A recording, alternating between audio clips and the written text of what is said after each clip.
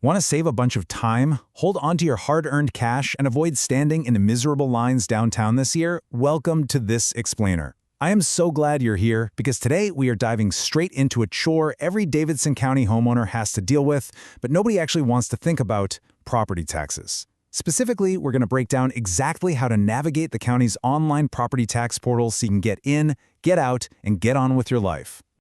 Seriously, ask yourself, why spend your afternoon stuck in traffic, hunting for a parking spot, or stressing over whether your check got lost in the mail? Paying online isn't just some futuristic luxury anymore. It's honestly the smartest, most efficient way to handle your business right now. Just think about the old-school way for a second. You're dealing with limited county office hours, unpredictable mail delays, the whole shebang.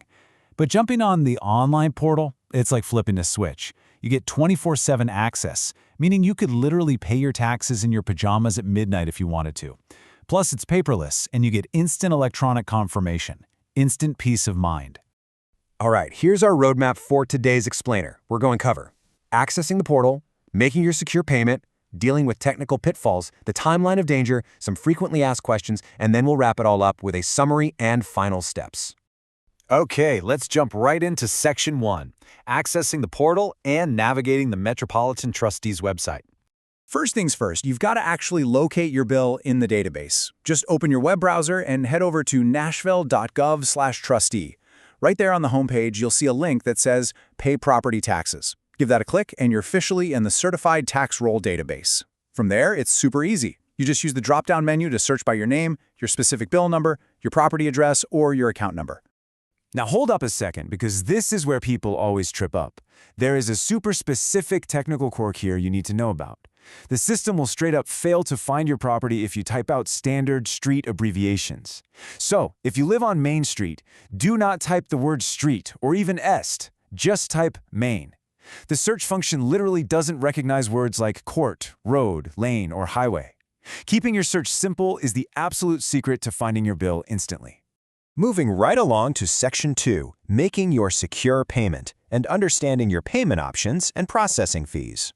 So once you've pulled up your record, you need to be really careful at checkout because Davidson County passes third-party processing costs directly onto you, and there is a massive financial difference depending on how you pay.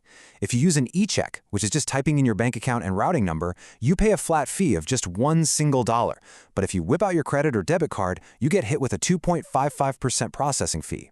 On a typical property tax bill, that percentage can easily add up to dozens, if not hundreds of extra dollars out of your own pocket. If you are cool with that fee or you're smartly using the e-check route, the system takes MasterCard, American Express, and Discover. Just a heads up, these transactions are handled securely by a third-party processor named MunicipPay. The moment you click Submit, it triggers an immediate electronic payment recognition by the county, so your liability is satisfied right then and there. Just do yourself a favor and screenshot or print that confirmation screen for your files. All right, Section 3, dealing with technical pitfalls.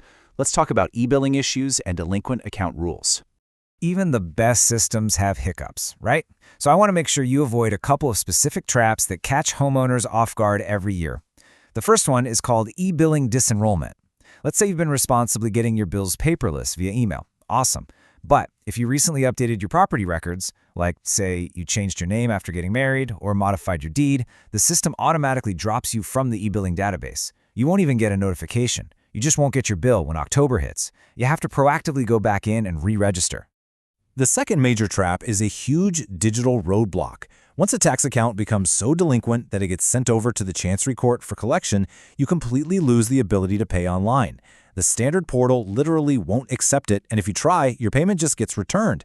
At that point, you're forced to deal with it in person or mail a cashier's check. Not fun.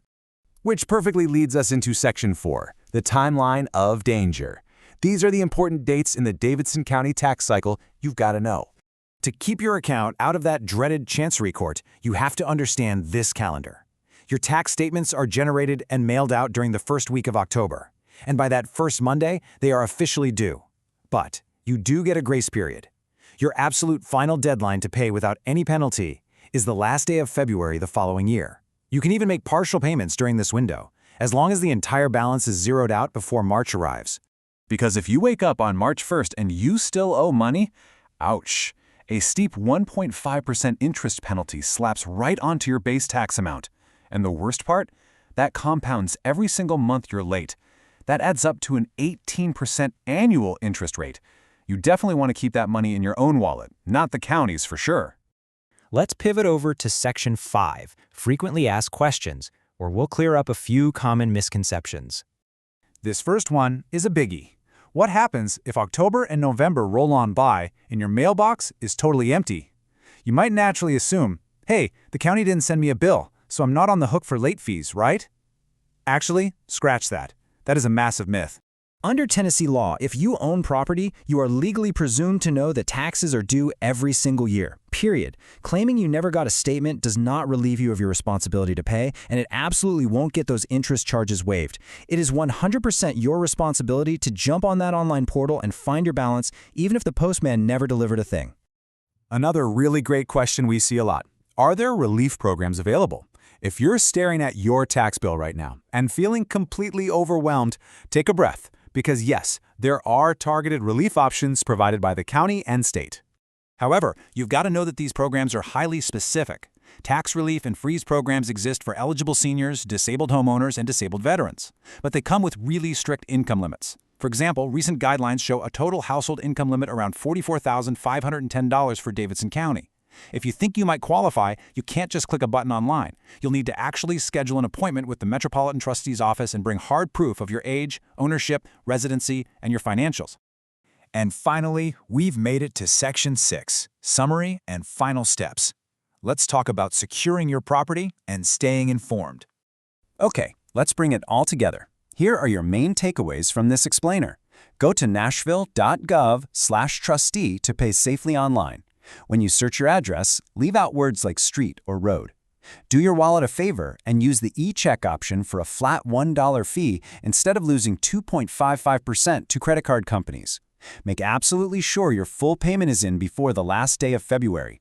And remember, if an account goes delinquent to the courts, this whole easy online system is completely off limits. So, I've got to ask you, are your property records completely up to date right now, today, before that February deadline sneaks up? By understanding these steps and anticipating those fees, you are totally empowering yourself. Honestly, I highly encourage you to log into the portal today just to verify your standing and make sure you haven't been quietly dropped from the e-billing system. Being proactive is literally the best way to protect your property. Just a quick reminder before we go, this explainer is strictly for informational purposes. You should always consult with a financial professional for personalized advice or if you have complex questions about local tax laws. Thanks so much for hanging out with me today. But before you close this out, ask yourself, are you really willing to lose 18% of your hard-earned money to interest penalties just because you put off a 5-minute digital process? Take control of your property taxes today, and I'll see you on the next explainer.